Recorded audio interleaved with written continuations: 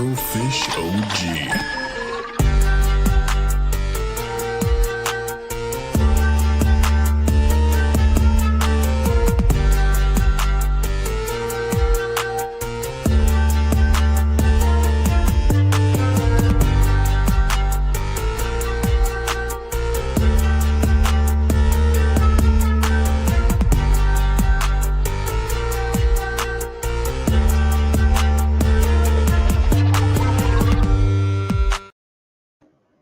What is good, everyone? Happy Saturday. It is March 14th. And for everybody out there who are listening to this, I'm going to say right off the bat, I hope your day is going swell, unless you're in the Midwest, because holy fuck on a stick, it is going to be real bad if you are up north, if you are Midwest right now.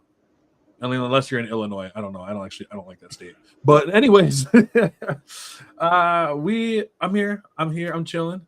I'm chilling with all the way from the other social media land, gamer, activist, and just overall just awesome fucking person. TransxBombshell. How's it going? I'm doing really good. How are you doing today? Happy Saturday. Thanks for the last second schedule adjustment. I think we had planned to do this tomorrow, but yeah, I have an action that I want to cover IRL. I'm going to stream from, so thank you for the audible. Oh yeah, no problem. I looked into it, I was like, when you were like, it's today, and I'm like, no, it's tomorrow. And I look and I'm like, shit, I put Sunday the 14th, and I'm like, oh shit, that's wrong. Just like, yeah. I've done that before. I'm like, I don't know, like I don't have dyslexia, but for every once in a while it kind of pops. There's a number one. It's called ataxia or something. It's a dyslexia of the numbers. Really? Yeah.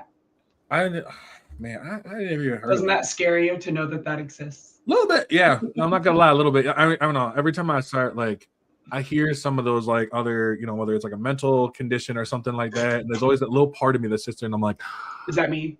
Yeah, do I have that? Is that? I don't think that's me. I think I'm good, right? I think I'm good. Like, what's it called? Dyscalculia. I don't even know where you even get that from. Like, you just like hereditary. Like your brain just can't do numbers. They they change. That's fair. Well, like I know I might have it. Honestly. I hope I don't. But I want to say, for those who aren't aware of who you are and what you're all about, the floor is yours.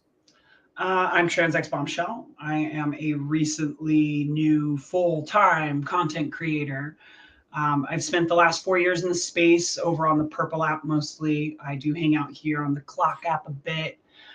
What I'm known for mostly is gaming. I'm a sponsored gaming creator, sponsored by Zinni, which is a wonderful glasses company.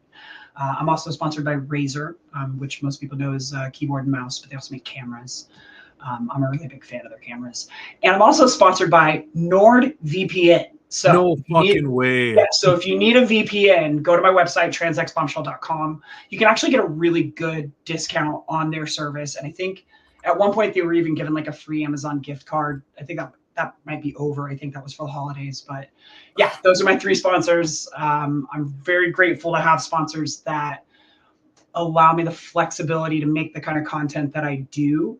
I don't think a lot of sponsors would be okay with a lot of the content that I do.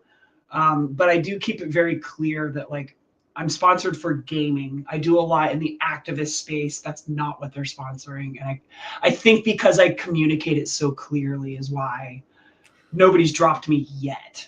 And I don't think, and that's true. Like, the fact that you let them know exactly what you're about right off the bat, so they don't get into like halfway through your streams like, yo, what the fuck? Like, yeah, no, I'm very clear. Like, when I approach them, it's like, I am an activist. I am trying to, as a trans content creator, push the envelope, like make sure people get exposure to just trans people.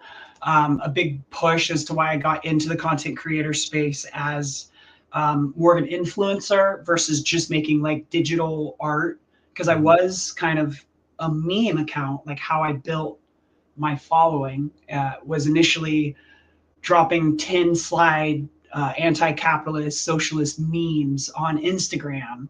And I would get 500,000 views in a month. And there's just so much traffic that I was like, I could make other things. Like, what else can I do with this? Like, let me explore this sort of momentum. And I was like, well, I always wanted to stream. Like, I wanted to game. And one of the hardest parts of getting people in your stream is like just getting your first few diehards. Like, honestly, like that is one of the hardest things as a streamer, is just finding your first few diehards. Because I'm gonna be honest, as a content creator, I had visions and dreams of blowing up and having that 100 viewer chat. Everybody wants to have like 10,000 people in chat where you can't even read, chat's going so fast. I don't think I want that anymore. I mean, if I could have my 5 to 10 diehards in chat where we all know each other and we're vibing and we can actually keep up with a conversation amongst each other, and I've got my sponsors, you know, making it possible where I can make a living and pay my bills, and I've got my clips that are coming from having my diehard community, just bringing us more people that are of that vibe, that's enough for me. Like, I don't have to blow up. I've now discovered that like there is a really cool niche spot of content creator that you can aspire to, where you can make a living and you can make an impact, and that's okay. Like, that is fine. I don't have to be Mr. Beast. No, and I don't think I'd want to be, but like, you know, it's that's so cool though, because I think for a lot of people, you know, the goal is to try to hit that you know, like the Mr. Beast level, Kai Shoot for the Cenat. stars. Yeah, you know, and I'm not gonna lie, like I watched them, and it is a lot. That's a lot, and I think also, like you mentioned, I love the fact that you mentioned just having that, just a few dedicated people. Like I look at like just for myself, I look at my TikTok, and like I had 14 people in there today, last night, and all the people in there are like people that I go and I talk to. They stop back every time, and that's a good feeling in and of its own self. It's so cool. It is, like, to be like, damn, I actually make it, like I make somewhat of an impact here, even if it's on like 14 people's lives. They show up every time, and that is a great feeling. Like nobody. And one of my favorite things to point out, and I don't mean to interrupt you, No, but good. just reminded me, like, one of my favorite things to point out is people love to talk crap about the single digit content creators, or even if somebody just has like 20 viewers. But like, what I ask those people who are like in the comments actively hating is, when is the last time you had a group of 10 to 20 people sitting in a room watching you play video games or just watching you chat? Because you don't, and you haven't. And I promise that it's a lot harder than you think. And just having 5 people sitting in a room watching you game would be amazing, because that's actually really hard to do. And anybody that actually gets to the point where you actually have chatters, like even if you don't have chatters for the entire stream, if you have people that stop by to check up on you and chat, you're on your way. And you just have to keep going and make sure you're making good enough content that they want to stay and hang out. And that is the goal. I don't think a lot of people are shooting for that like chat that's going so fast that everyone's blah. It's like, you really just need a few. Especially with ADHD, my eyes will be like this the entire time looking at the chat. I'm like, I'm not gonna be able to do anything. You just need a few people that you vibe with, and that's the beginning. Like that, like shoot for that, and if anything happens after that, it's honestly bonus territory. I don't want everyone to try to become a content creator. I really don't think everyone should try to become a content creator. We need carpenters, we need plumbers, we need electricians. But if you want to have an outlet and you want to make content and it is something that you aspire to do, don't shoot for the like Mr. Beast levels of things. Like, there are tiers to this. There are certainly like I'm trying to get to the point, and I'm now coming out of an era where I didn't want to share much about like my personal life and like dox myself, because I was living and working in a co-op, and it was real easy to find me. Like, if you have my name, I didn't want people showing up at the co-op in Los Angeles. If I even mention the name of it, you can Google it. And I'm coming out of that area, and now I've had this content creator thing on the back burner. I've been doing it for like 3 years. Like I'm coming out of like year 4. I think I'm about to hit my 5-year anniversary in July as a streamer. And I've been doing it passively. Like I have not actively been really doing it. And I just think that like that's probably the best way to do it. Like if you want to try to create content, do it in a way that it fits into your life. Mm-hmm.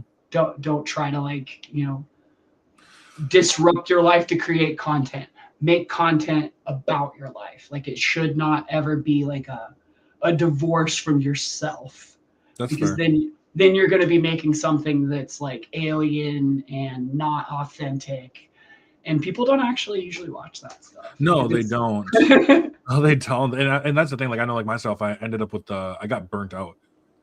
So I took these like few days where I just put in the only content that I came in was stuff that I already had from previous pods. Didn't worry about any of those right now, and so I just kind of let those go. But I'm like, you know what? Like eventually, I was like, I just got to get through this. And what's funny is the inspiration can come from anywhere. And it was actually a video I saw about the new Star Wars Galactic Racer, and I'm super stoked about it. But I'm reading the comments, and people are like, I don't want. Nobody asked for this. We don't want this.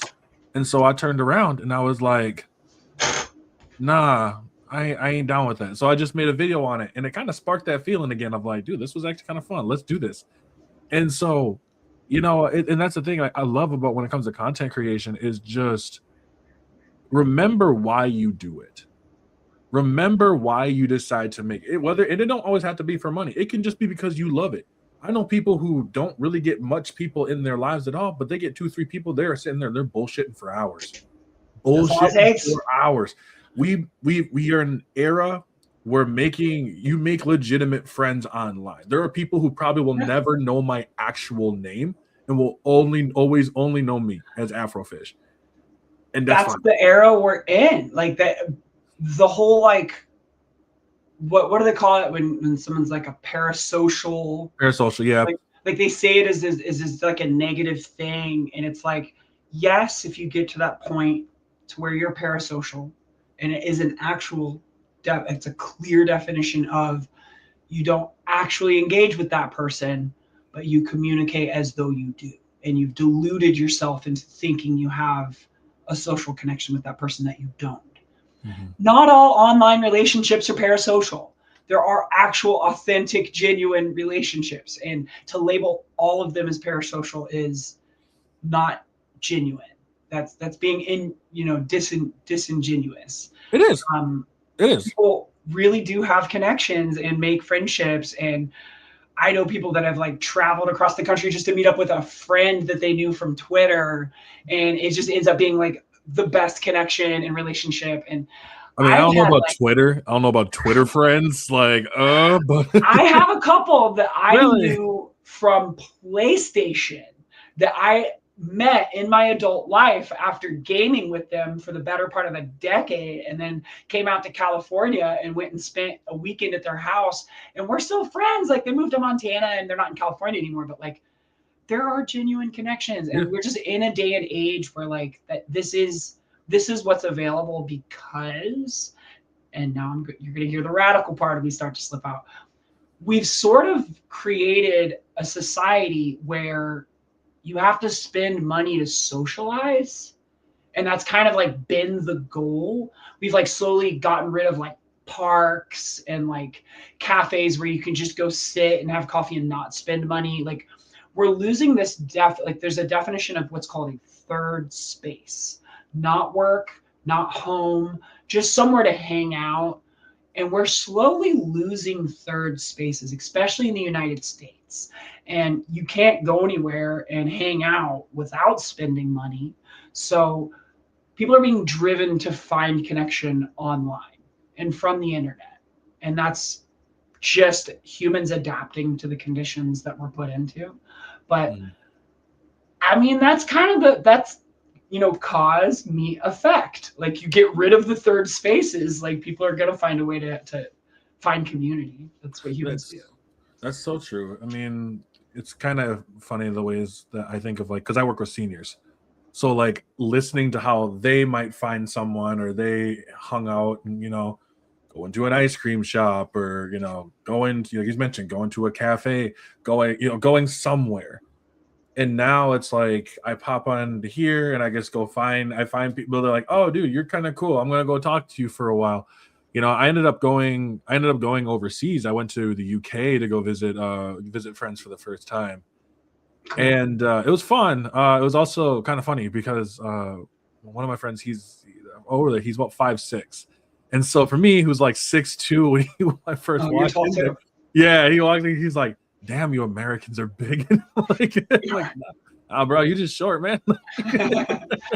Yeah, it's really just like, as humans, we seek connection, we want community, and gaming, these online platforms, it's another avenue to connect with people. And we really don't like we've divorced our idea from the thought that like we need community.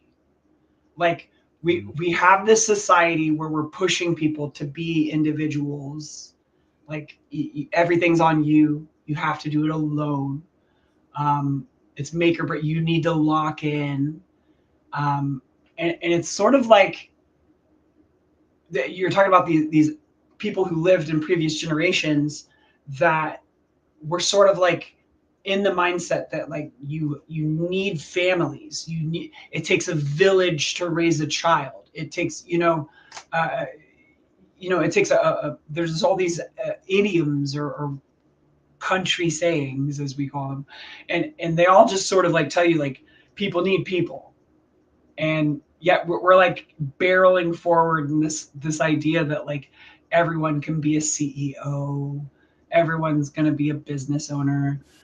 Let me tell you, like if every single person owned a business, nothing would run, nothing would function. There's nobody there to run the cash register if everybody owns a business. So it's like, I don't know, we're still striving for that society where everybody's a business owner, nobody works for anyone. But like that doesn't make sense. We need workers, we need cashiers, we need janitors, we need carpenters. We need, and that's really true that you mentioned with like people just needing connection, because that's what I mean, I think just as humans, like you mentioned, we desire. But there's so many people, especially I know this a lot, especially in like nerd spaces, gaming spaces, anime spaces. There's a lot of people who really struggle with connection. Like actually, once they actually get to that point where they have to connect, and they actually really struggle from it. As much as I love anime conventions, that is the one place you can definitely tell people are also excited because they can be themselves. But then those insecurity parts still come through where they can't connect themselves as well because they can't talk. They can't, it's like you have a group of 3 or 4 people and one person might be just standing there, Yeah. I'm a type of person, I'm like, get in here. I want to hear your opinion on it too. And so I think that's the one thing as well that people need to work on also learning is just. Yeah. But that comes from community. Like you got to get people in a group. And then when you see that person that's struggling, there's people like you that just like sort of give them that little push forward. Like, what do you think? Like what? And it again takes a village to, it takes community to have that connection and have that sense and be comfortable and aware enough of each other that somebody's like gone nonverbal. Like maybe they're like, struggling with the current social situation. And, we have, unfortunately, like I said, we're barreling in this individualist ideal of society. And now like conventions, and I'm a former raver, so like festivals, these large gatherings of humans where, let's go back 200 years where everyone was still pretty much farming and sort of, served a lord that, kept them safe. And it was very feudal for most places of the world. Yeah. But you worked half the year And then the other half of the year was harvest and festival time. And that was time off. And it's crazy to admit, but medieval peasants worked less than we do because they had like half the year off. And so like now we're working 365 year round. And if you want to go to a festival and have that connection that before you just used to be the default half the year, now you have to take time off of work where you're going to, not get paid. Or if you have paid time off, good for you. Very few people do. But then you have to pay to travel to wherever that festival is happening. You have to pay for lodging. Usually there's some kind of costumes or food during the day is exorbitant. And so like now we're spending thousands of dollars just to be in like community with each other in a festival setting where we don't have to worry about work and all the other external factors, cars and navigating traffic. And just to have that festival experience costs so much when that used to be like the default. I can't help but like lament that we're just not doing human right. It just doesn't feel like it feels like we've gone from the known path of what was building society and helping us grow and establish culture that we all everyone looks back to poets. Nobody's going, we got this really dope poet in this modern day. Look back to art, because art back then was made in a different place. Nobody was trying to make art for profit. So it's just, I lament as to like what we're doing with society and why capitalism has like poisoned the path forward, like almost. And so like I love content. I love being a streamer because it gives me that connection to that community. But at the same time, I will not let go of the fact that like that anti-capitalist thread that led me to get a platform that helped me, build my community is why I do it. That's actually what propels me forward, is to try to find ways to build my audience, build my platform, and not piss off my sponsors so that I can continue to make a living. But then at the same time, it's really important that I have that messaging and that I continue to communicate that like we can do better. We can dream about a world where we aren't, beholden to just profit incentives. And hopefully one day we'll achieve a point where like everyone at least can survive and doesn't have to suffer. And that is feasible with our technologies. That is feasible with the way that, we can design and maintain cities, systems, food, and logistic like resources. We don't have to have capitalist systems that charge people to live. We could just offer that as at base, and then encourage people to do additional work and additional things for incentive. We could completely retool society. There's no reason we can't. Anybody that tells you otherwise is just trying to cling to that model, and probably there's something in it for them. I mean, probably. I mean, I think with the needing for a world that is one that you don't, you mentioned, you don't have to basically live to have to pay to live. Living should always be something apparently I'm hogging the entire convo. I could give a fuck less about. A lot of them are bots. So like I don't even worry about them. Like I've had so many people who come through there and then just like they'll say something and I'm just like I look and I just keep on moving with my day. At the end of the day, they fuel that engagement. So they're doing what I need them to do, whether they like to or not. So we see you though, Derek. Here's the attention that you ordered. Attaboy, buddy.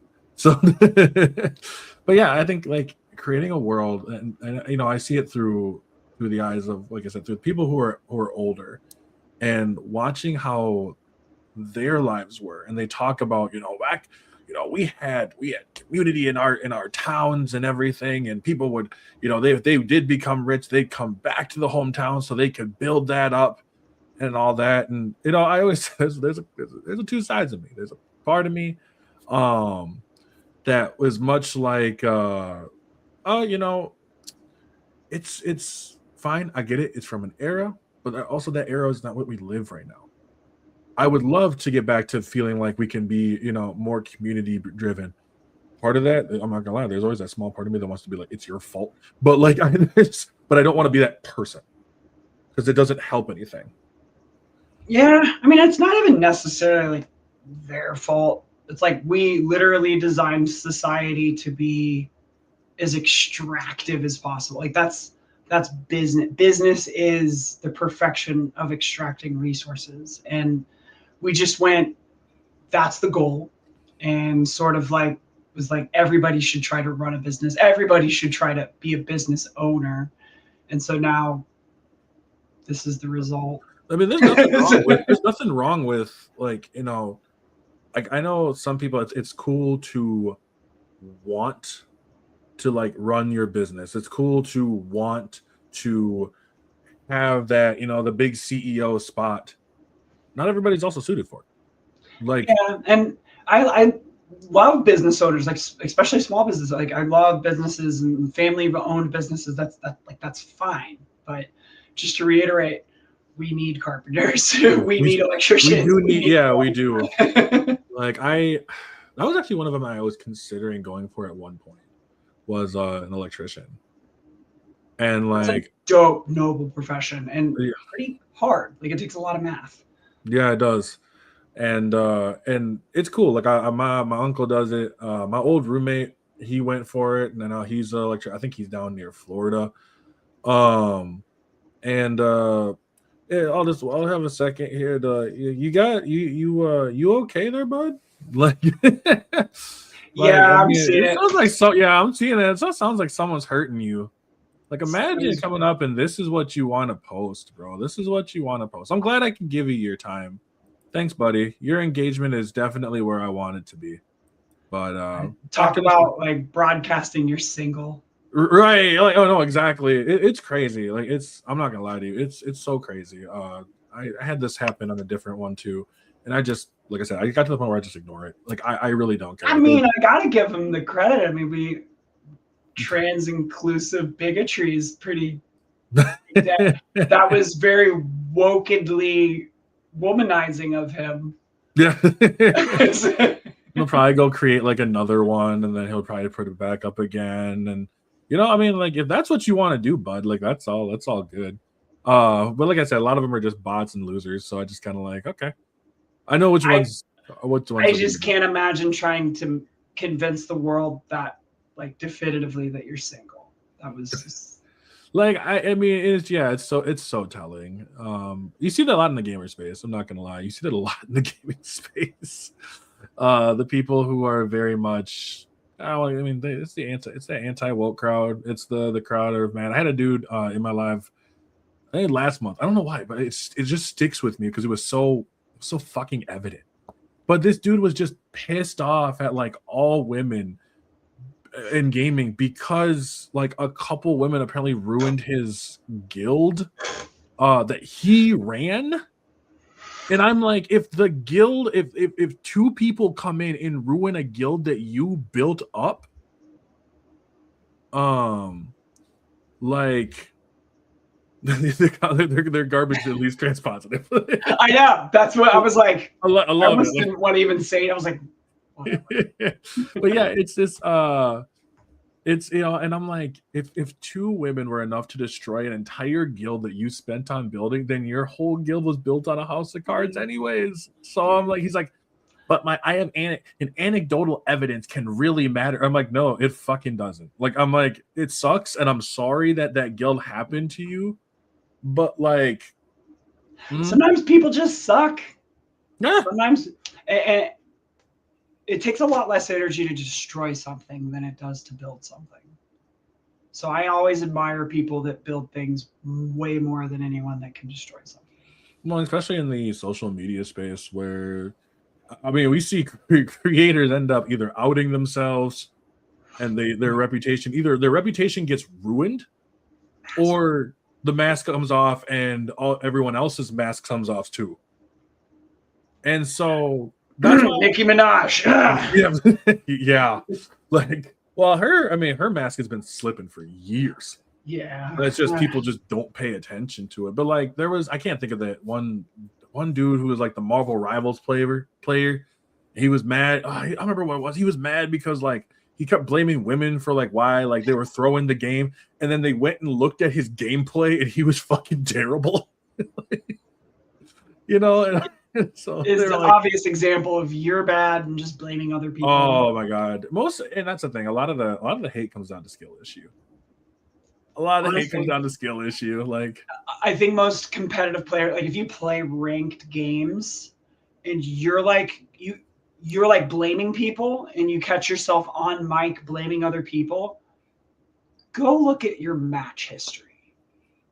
Like if you feel that angry that you're blaming other people, go look at your win percentages, look at your past match, look at how many defeats versus wins are in that, and sit with it for a minute. Because like, 9 times out of 10, the common denominator is you. Oh yeah. And like I play Tekken a lot, you know, and so it's just a wild to me that I play Tekken, I play Jin's mom, and then like every time I lose, I'm like, women. And just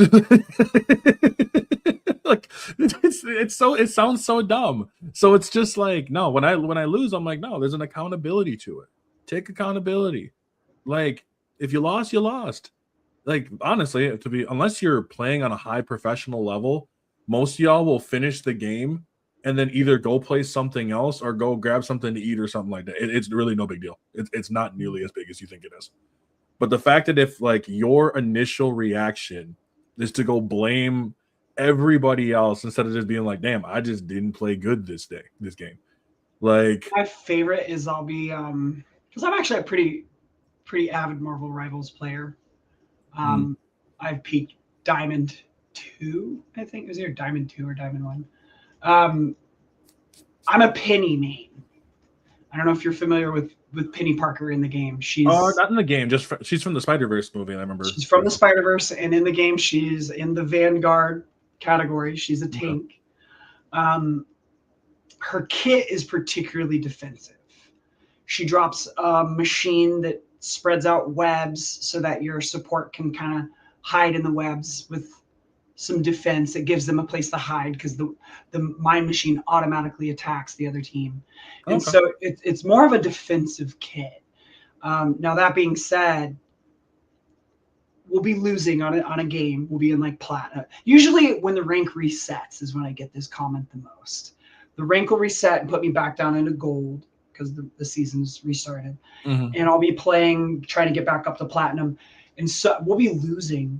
We'll have, because it's like best of 3. We'll have that first round and we'll lose. And somebody will be like, well, why are you on Penny on offense? And they'll drop that comment. And I'm just like, okay, I peaked Diamond. I promise you that's not the issue here. Like the issue is we have like our offense players, the DPS, are completely ignoring the fact that our support are getting decimated in the back line. So nobody's able to heal. And that's like tier for life. Wood tier for life for real. If you're not paying attention to your supports in the back line, you're gonna have a bad time every single match. Because if they can't stay alive, they can't heal you. If you can't get healed, then you're gonna collapse and you won't be able to hold your line. I remember my Overwatch days like that. Like I remember because I played mainly just support. It's players that will like lash out and they're like, "We're losing because you're using Penny on offense." And I'm like, "Bro, look at my match history. Look at my win percentages. Like, there's a reason why we're doing good right now." And it's like I'm telling you that like you're blaming me for my character choice, but you're also ignoring the fact that the other team is literally beating our support down in the back line. And you just need to turn around and pay attention. And it's just you learn in the gaming space.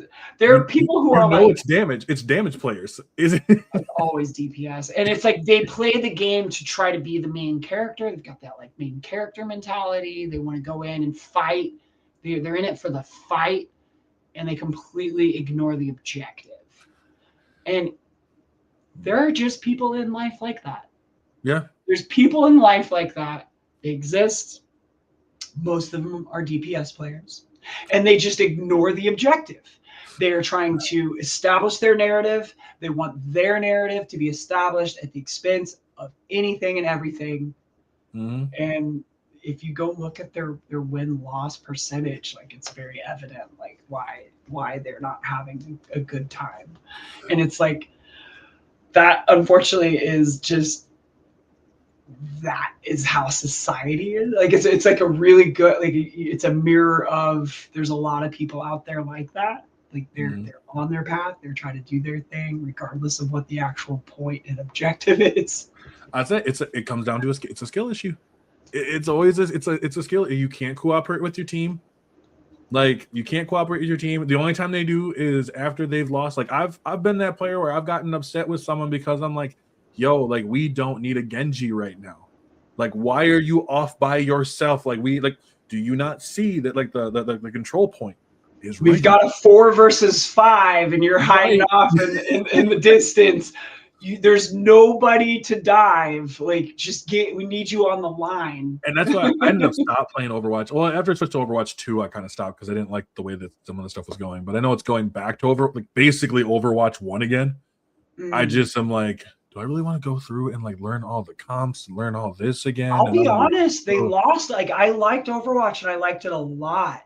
And they lost me to Marvel Rivals. They definitely did. And I'll be honest that it feels good not to be supporting Blizzard. Like, sorry, don't blame me. I kind of miss Overwatch, and there are times where I want to go back and check in and see the new updates and the changes and everything. But like after everything that they've done, like with their workers, like they treat their workers horribly. Like their programmers, their designers, like I'm not a big fan of Blizzard. I've lost viewers because I was playing Overwatch and people were like, I don't want to support a streamer that plays a Blizzard game. And I just had to be like, you know what, I get it. Like as a socialist, I spend my money in certain ways. I support certain things. And I wanted to get in the Blizzard content creator space to have a voice for those problems was kind of my route and my justification for it. I don't know if ultimately it was worth it, but that was the choice that I made. And it's like, as we're evolving as a society to become more of this internet socialization, it's important that we keep an eye on being collective. I definitely, I do worry that we're going to end up in sort of a Matrix style future where we've got people in pods connected with wires. Superpowers? I mean, if you're just a human being in a pod that's powering, a giant computer system, you get superpowers inside the simulation, I guess. Yeah, I mean, I kind of do the same thing whenever I play like Prototype. So, like, but it's like, I worry that could.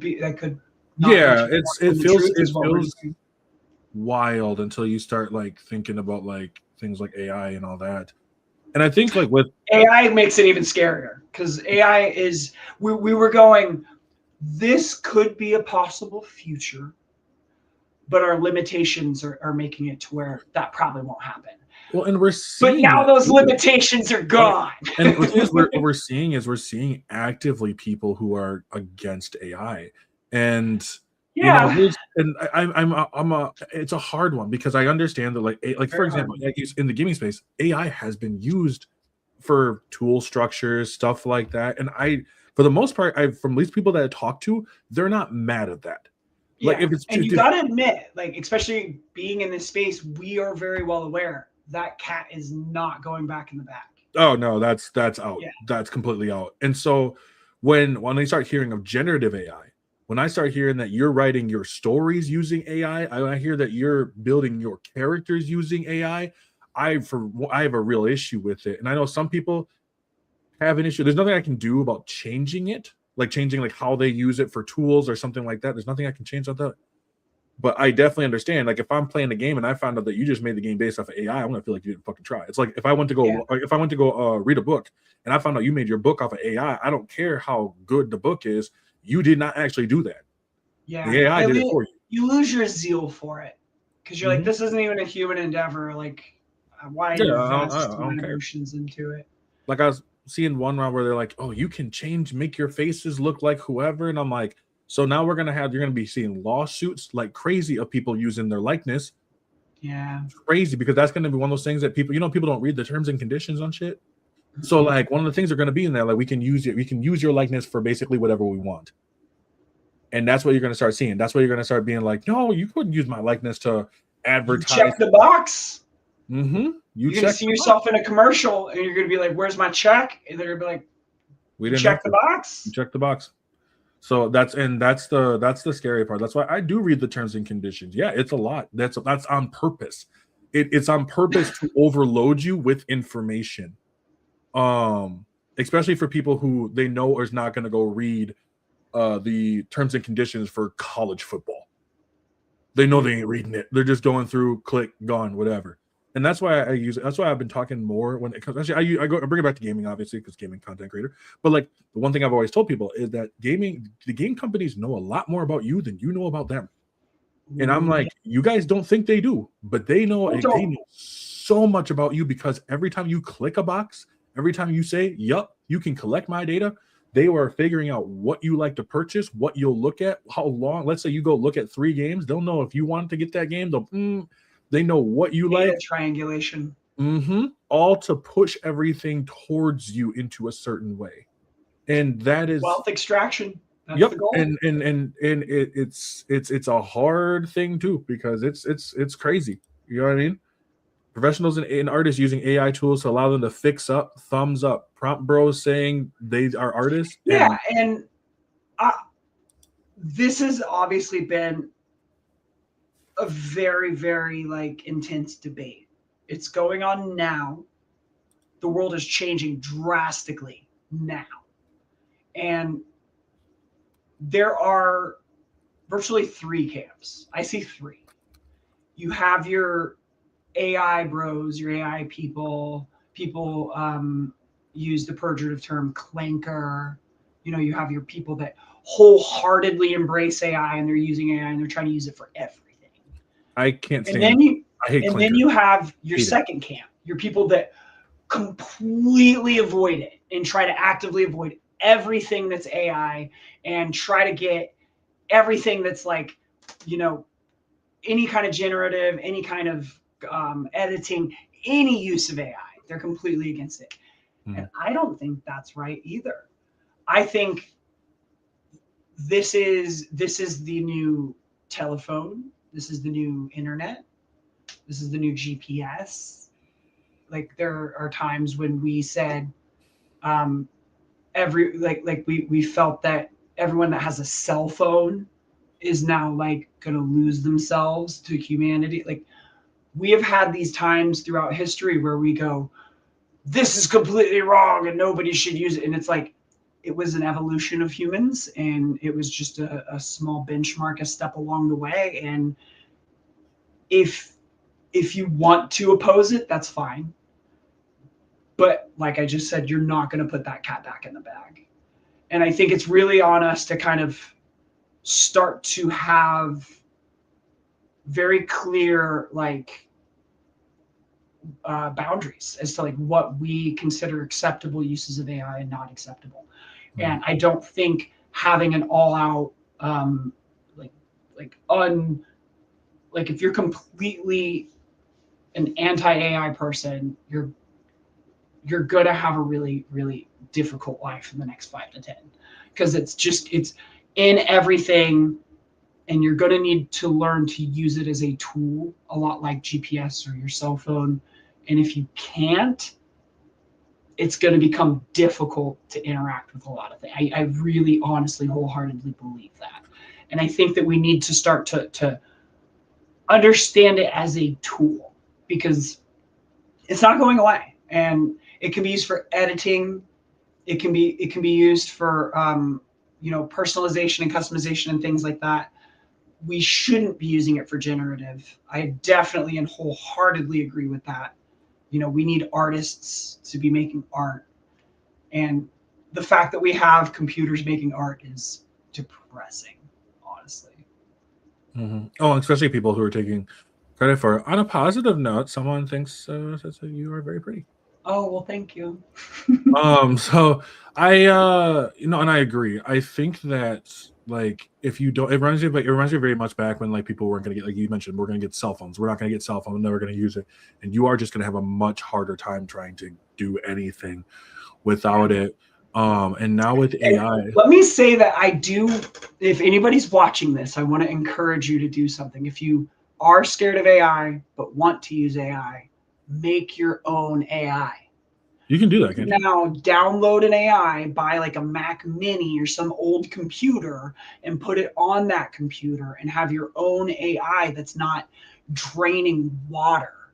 Like you can use AI without having to use, you know, Chat GPT or Claude or any of these big giant evil ones.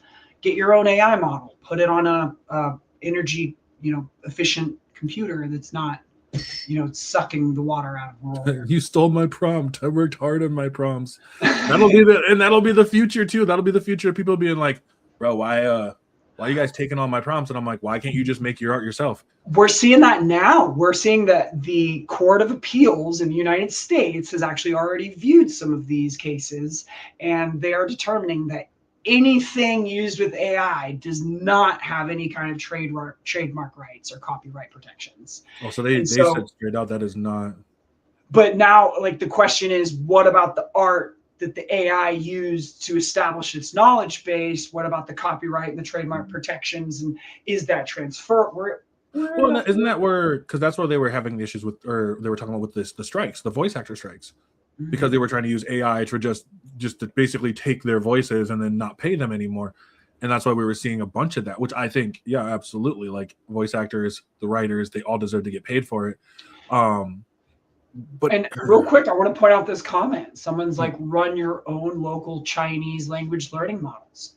Yes, and they don't necessarily have to be Chinese, but seeing as they're running a form of government that's not wholeheartedly concerned with profit and capital, we are seeing things come out of that government that are being shared that wouldn't be normally shared.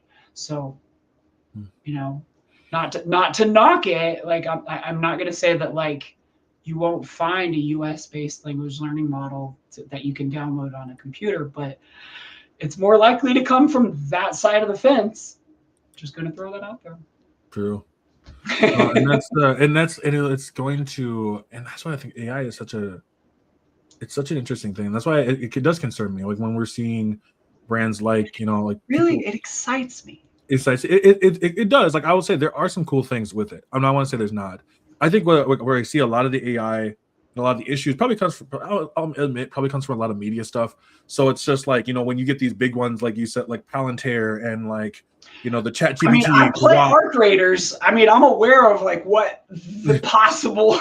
And like and that's the thing. Like I can understand it. And like I said, like AI has been around, used for like helping with like tools and how to fix things and all that other kind of stuff for a long time.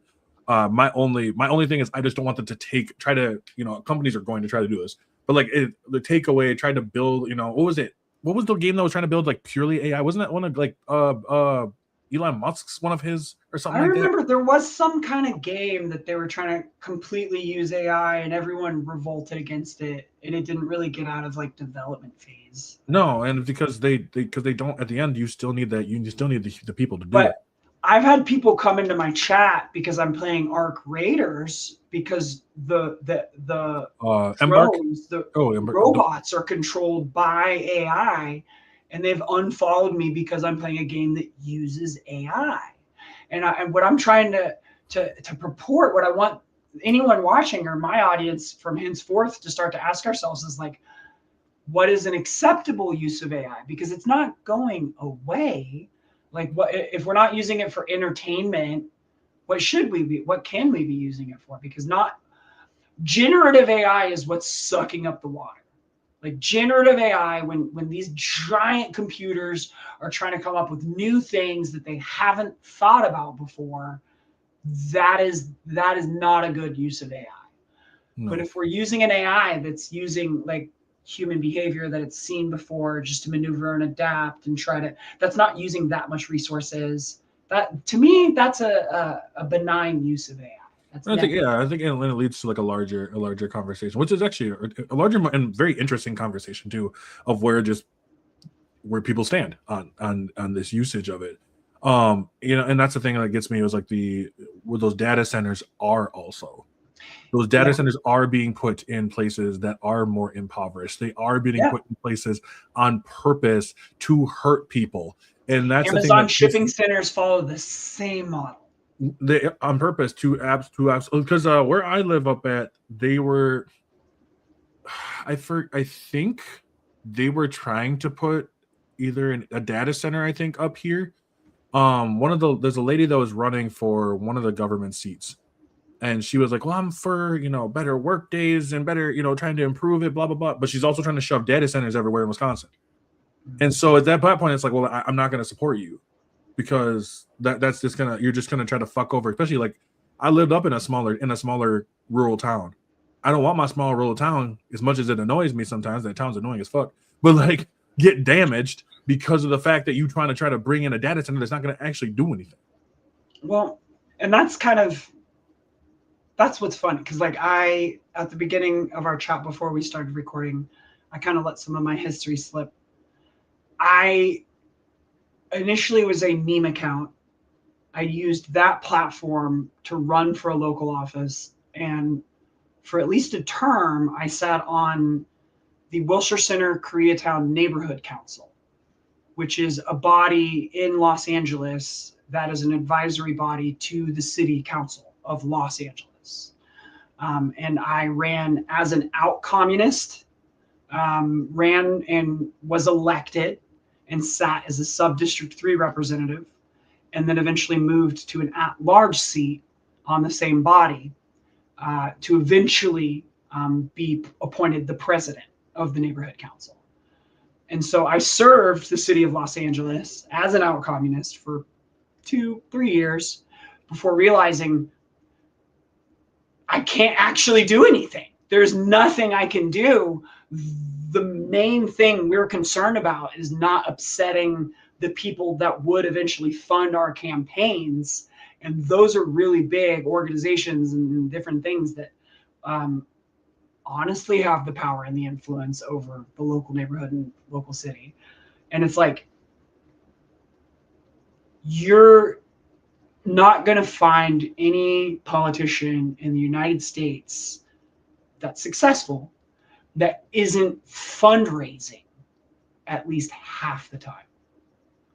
And if they're spending half the time fundraising, how are they ever supposed to get anything done? Or if half of that time they've spent fundraising is making promises to people that want to install data centers, how are they going to hold the promises to all the other people that live, in the district that they're, and that's true everywhere.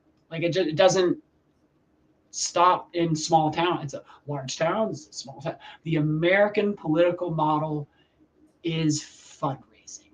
That is what we've done. It even goes so far as to, if you want to really get in the weeds and get into like the political nerd stuff, go look up a court case called it was Citizens United versus FEC.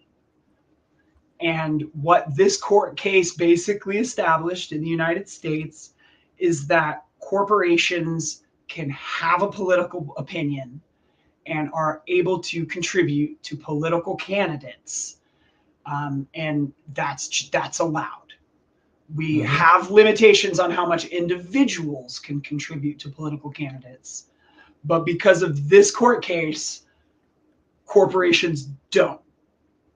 And so then I posit you, if your donation can only be this much and a corporation can donate whatever, who are they going to listen to? Yeah, no, that's true. Yeah, you mentioned that before, and it's the truth. Like, and I think I wondered, like, when you started like kind of coming to that realization, was it was it actually just kind of scary? Just like how much you're like, shit, this is a lot more than I actually expected. Like, the way I could explain it is that I've given up 10 times to only pick myself up and try to find a new way to start trying to un-F this pig. that's fair. That's a lot. That's a lot. It's a lot. It is. It's crazy. Like I couldn't imagine. And so it's led me through, meme account, agitprop, local politics, elected official, cosplay model influencer, gamer influencer, and now political activist gamer influencer. I sit on a board of the Beverly, Vermont Community Land Trust. And I will tell you outright, there's nothing definitively radical about a land trust. It is just an organization that exists to buy land so that people that are usually affordable housing, that live in affordable housing, have affordable housing to live in. Right. And one thing I'll tell you that is radical about it is that land trusts ensure that affordable housing is permanent. Oh, that is why land trusts exist. And so I sit on the board of a land trust that is literally just trying to take housing out of the speculative housing market and just make sure that it stays in the affordable realm forever, so that families and people that are lower income can actually afford to live. And when you give people that housing stability, you start to dream, like, what if people have stable housing and can start to organize and push back against all this stuff we've just talked about for an hour, like, what better future is possible? mm-hmm. And so like I'm at the point where, like, okay, I'm a gamer influencer. Mostly what I'm doing is just making sure people know these things exist, because these ideas are just not heard about. Nobody hears about them, and I want people to know about them, because if I think it's worth fighting for, I'm hoping other people think that they're worth fighting for, and that we can all collectively come to support these ideas and start to build a better future. Because as of right now, we're coming from behind, man. Oh yeah. Now, if people aren't just struggling to exist, they can actually start to live, and that's huge. Beautifully said. That's beautifully said. I would think so. And I think that's just, oh shit. Okay, there we go. I hit my my instructor messaged me finally on one of my assignments, and I was just like, oh shit, I hit the wrong button. So, and now it just popped up again. So, but no, I think, damn. What's your instructor for? What do you class? Communications with a concentration with new media. Since I love doing podcasting. That's what we're doing. I love doing that shit so much. I'm like, why not just go to school for it? I was like, fuck it. And oh my God, I'm so happy like, people need to invest in themselves more.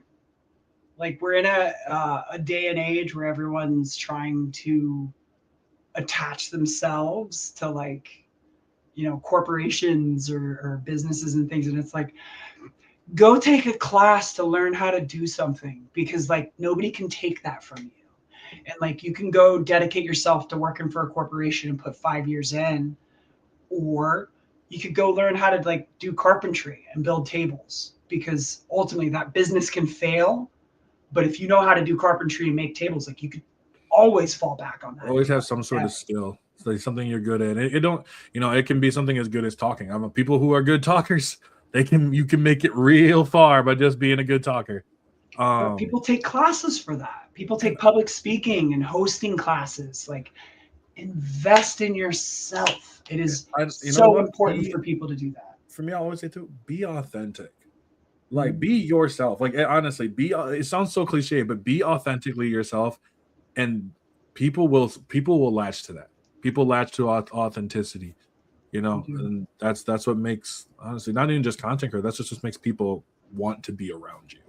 That's so true. It's so fucking important. It's like, everybody wants to be viewed a certain way, and it's like, that's okay to, like, aspire to like Mhm. try to be cool. But like, I'm never going to be dark and mysterious. I talk too much for that. And so it's okay to just let that go. Like when I was younger, I remember I wanted to be the one that nobody messes with, blah blah blah. And I came to a point where I just don't care. Like I was like, I'm just gonna be me. If you don't like it, fuck off. Like it was. But it's like by dedicating to you want to be the person that people are intimidated by, you're making yourself unapproachable. So is that even actually something you want to be? And it was funny because I realized it took me a while to realize I wasn't that person and I couldn't be that person because like I love to sit here, I love to talk, I love to like enjoy, get everybody involved and all this other kind of stuff. And so You're like a people person. Yeah, I'm an exact opposite of what it's funny because my brother, my birth mom, I'm adopted. So my birth mom would always talk about the fact that she'd be like, "Oh, your brother is such a social butterfly." Not real. I'm the same fucking way. And once she found out, she's like, "No, I can see exactly how you two are brothers." It's like, yeah, we are both the same. By the way, I saw a comment and I want to address it. Somebody had said that they were attracted to me and they want to know if it's gay if they're attracted to me. No. And I want to say no, because I'm a woman, and if you're a man attracted to a woman, that's called straight. Bingo. Yeah, and there's so many people who come into and they're like, I just don't know. And I'm like, it's always YouTube. YouTube has the most wild west comment section. Like between my platforms, that's the one that is off the I'll say TikTok is not, but that's because TikTok does have some like regulations on what they're trying to say. YouTube can be like this, but not nearly as bad. Insta is where I really get it. Really? Maybe it's because I've tailored I've been on Insta and had an established community on Insta longer than anywhere else. Insta I kind of have a community that moderates in that collective sense. The reason why is because it's so crazy because Insta is one where like I put like so my clips go to 4 places: Facebook, YouTube, TikTok, Instagram. And so the Facebook, do you do it manually? No, I do it. I'll show you how to do it later. Yeah. Should talk to me offline because I need a better pipeline for Facebook. Oh yeah, will do. And so I did was like I set it up and I had a video. One of my last videos that came up was just about people of like if you're in your 30s and 40s and you're still like wanting to run slurs, kind of like what we were because of the whole like Asmongold bullshit. But it was like if you're still trying to run slurs and all that shit, like just grow the fuck up. And I get dudes in there like full, always dudes, always pasty, but like always being like, well, like I can't believe this guy is such a woman, just toughen up and blah blah blah. And I'm like, so I'm gonna do another video on that, being like, imagine telling someone that you have to just go deal with my bigotry because that's how it toughens people up. And I was like, that doesn't make any sense, like when you really think about it. And so it just goes to show like there's some people that don't care about the impact they have. Mm-mm. And that ultimately is what it boils down to.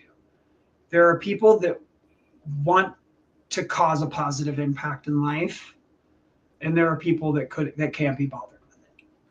No. And then later, the thing that's funny is they'll be the first people to bitch when it affects them. When it affects them, then they're like, well, why don't you care? Oh, this woke bullshit, blah blah blah. They're trying to force me to play. That's why one of my problems was nobody can force you to play anything in gaming, right? And it was like because I see people be like, well, they're trying to force me to play a gay relationship, and I was like, oh, that optional side quest that you don't even have to do, you have a choice. So if you choose to take Yasuke from Assassin's Creed and have him into a gay relationship, you realize you chose to do that. There's that meme. It's just like, can you believe this? They're making me play this game where these two dudes are kissing. Look, it says to mash the button fast and they'll really make out. This is disgusting. It's like mashing the button. It's like, bro, you're doing it. Like we're just kind of looking like, okay. You do you like and that's the thing is like nobody's forcing you, nobody's forcing the shit down your throat, blah blah blah. You guys are just I was fine. You guys are just soft. Y'all are soft. This is perfect point to bring this point up. So I'm trans. I'm a trans content creator, and Bum, I'm bum, not. bum. Yeah, I'm not in any way do I hide it. Like I'm very out and open about it. And these people will just comment on my comments. They'll just say things like, "Are you pre-op or post-op?" or da da da, just like any kind of comment. And it's like what they don't realize, and the ones that really get me are they're like, "I'm so sick of seeing trans content," and it's like the way algorithms work. If you put a comment on a trans content creator's content, you're going to see more. And it's like the fact that they're on the internet and they don't understand how the internet works. It's so funny too, yeah. Because when you get the ones who are so mad, it's like I have to watch LGBT. They always the alphabet mafia. Yeah, they're trying to force us to do things, and I'm like what? Well, the crazy thing is like that most people don't realize that like the default is like cis heteronormative, like Yep. straight relationships is force fed.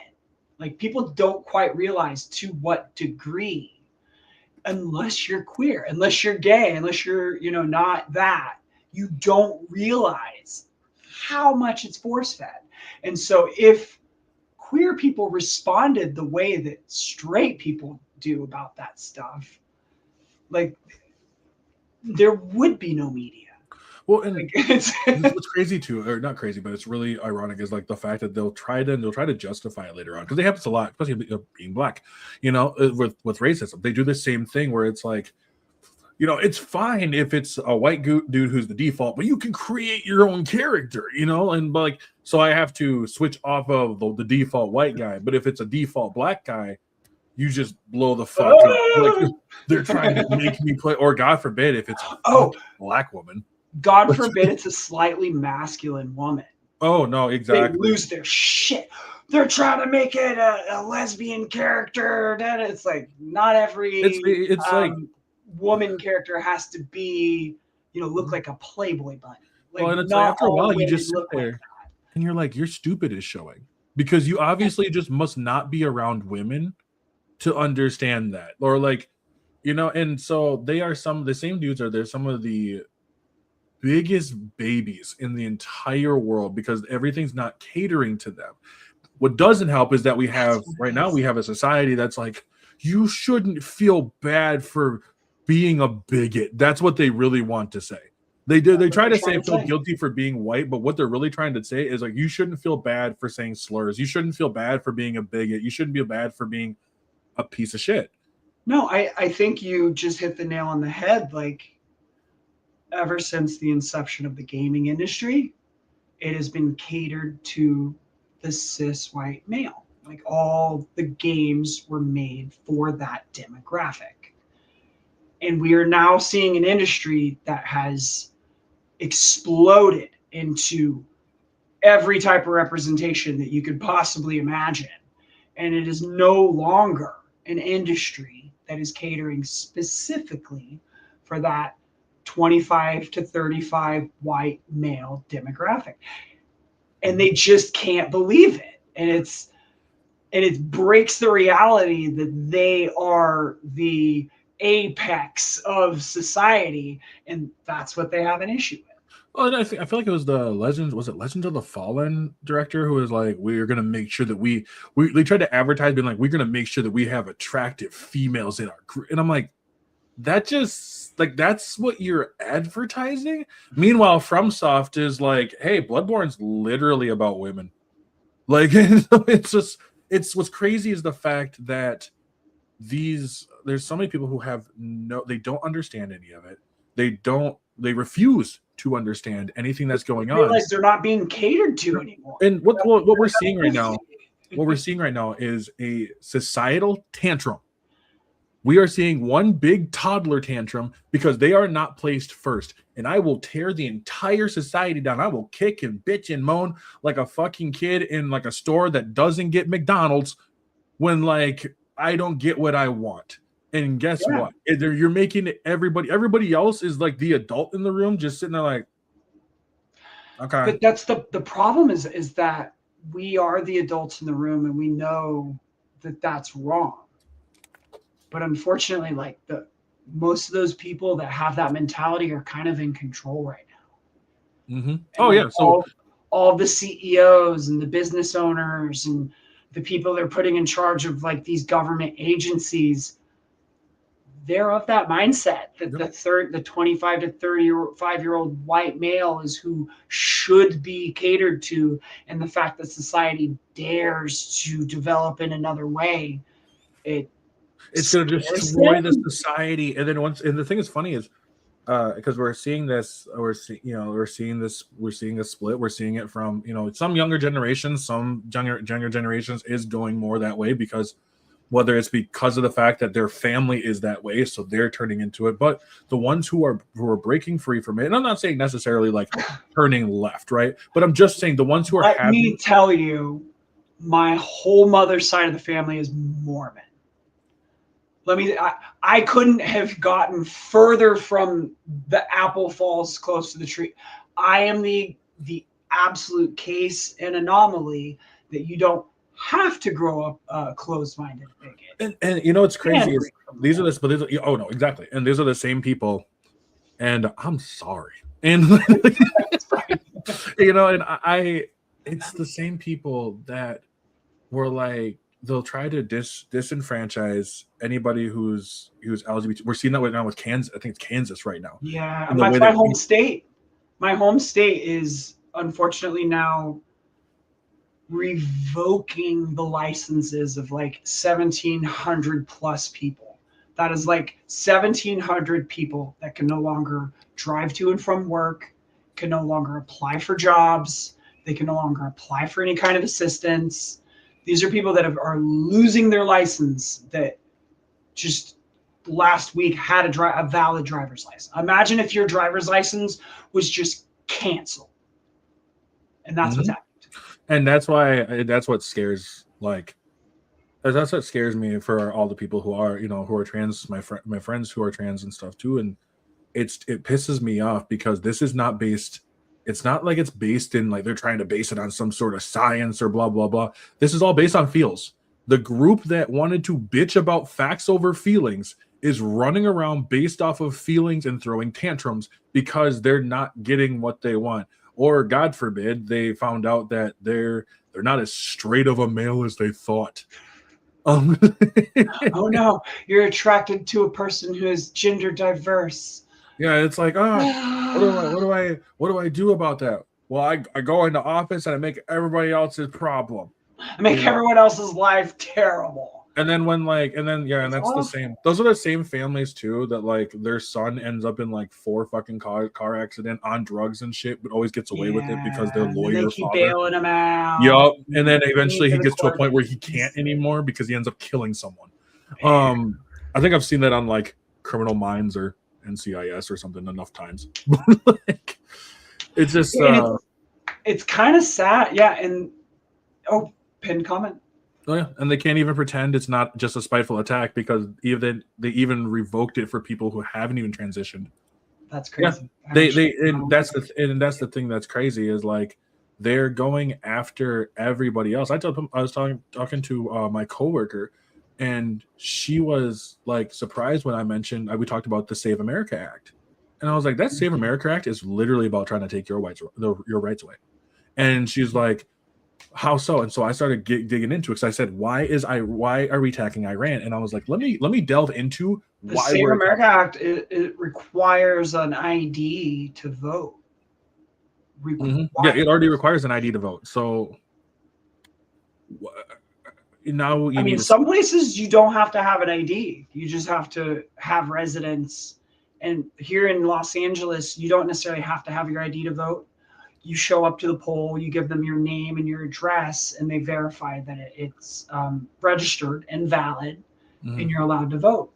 You don't actually have to present an ID. You just have to prove that you're a resident and a citizen, or not a citizen, but and that's what makes citizen of the city. That's what makes me wonder too, because whenever I love asking, like, from who, right? Like when we were trying to save America, from who?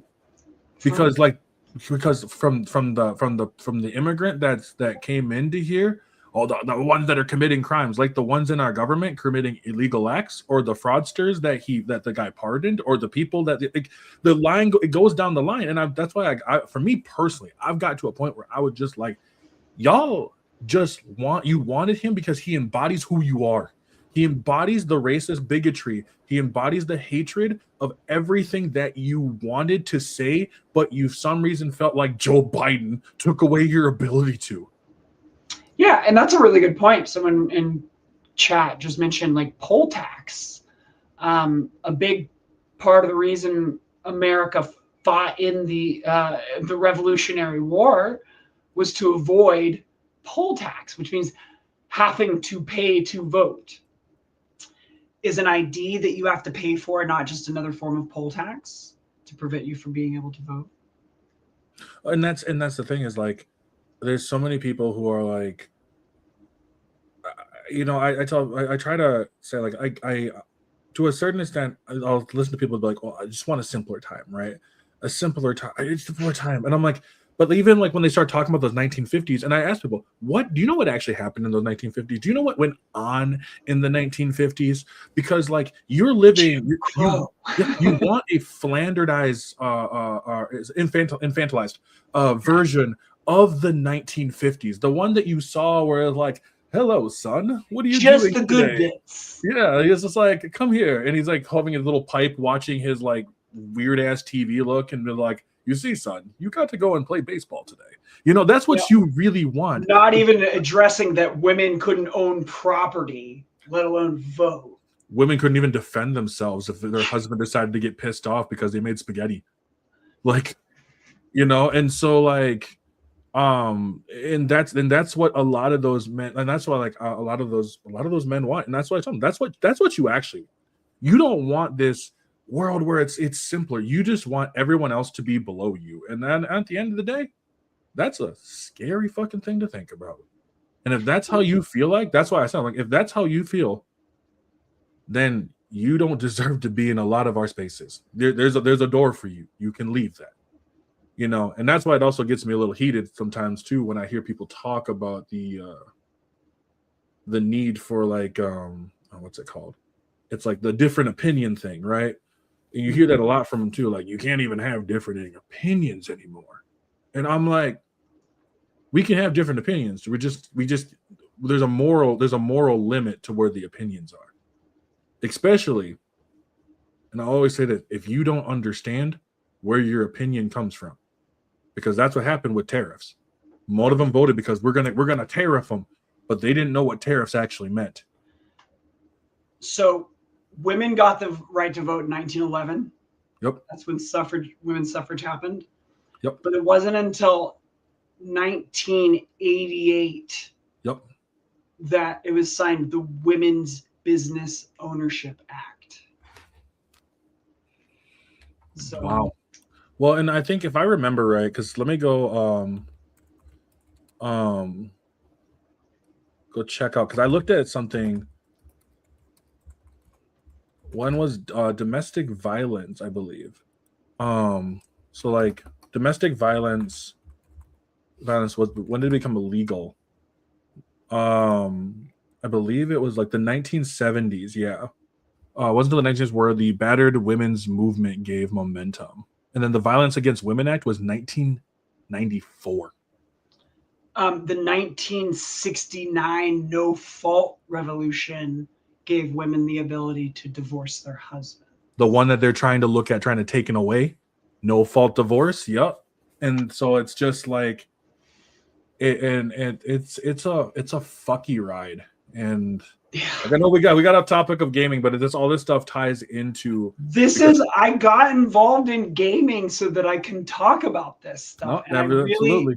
I hope more content creators do, because like escapism is okay. Like we can't dwell on this stuff all the time. There's no point in poisoning our minds to the point where we can't be creative. But like, life is politics. Politics is life. We should not divorce the two of them. Otherwise, we have no control. Yep, I agree. That's a good way to put it. I love that. So my last, I got 2 more questions for you. And I love doing these ones. I do these ones at the end of it. So the first one is for the people who where can they find you at social media wise? I'm primarily on Twitch, the Purple app, but you can also find me on TikTok, Instagram, Threads. I have a decent following there. But the easiest way to find me is just TransxBombshell.com. So I usually put up with that TransxBombshell on social media. So and then my last one, and I love doing this one. What does nerd culture mean to you? Ooh, that's a hard one because I have a lot of lack of clarity between nerd and geek culture. Oh, And so for me, it always kind of like I don't have a definitive line as to where nerd starts and where geek starts.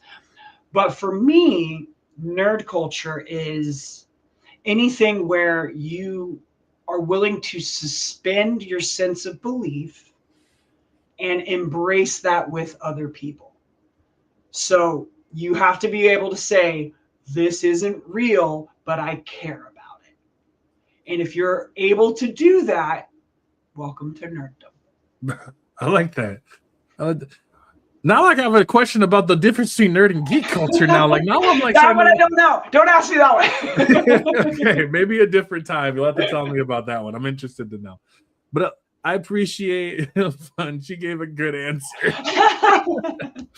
I love it. So I appreciate you being here as always. And for everybody else too, you guys know where to catch me. Twitch, YouTube, because that's how you're finding this stuff. Like that's how you're watching this right now. So you also got Instagram. You can catch me on there every once in a great while. TikTok is where you'll find majority of my stuff. I just dropped a new video right now about people who are complaining about Star Wars Galactic Racer and we're not getting Battlefront 3. I love whiners. Oh, they're so much fun to pick on. We're in a period of gaming where like we have whole digital worlds you can just explore freely. There is nothing to complain about. No, there's not. You can find me over on Facebook, so Mark Zucky can find me too, and you can also find me over on Threads, which I don't actually know a whole lot of people. We need to follow each other on Threads. I've got a little crease. I have popularity on Threads. Oh, okay. We'll follow each other on Threads. Awesome. Well, once again, I appreciate you being here. I really do. And really thank you for having me. Oh, of course. And as always, for everybody else, I'm Taylor from Afro Fish OG, and I will catch you all in the next one.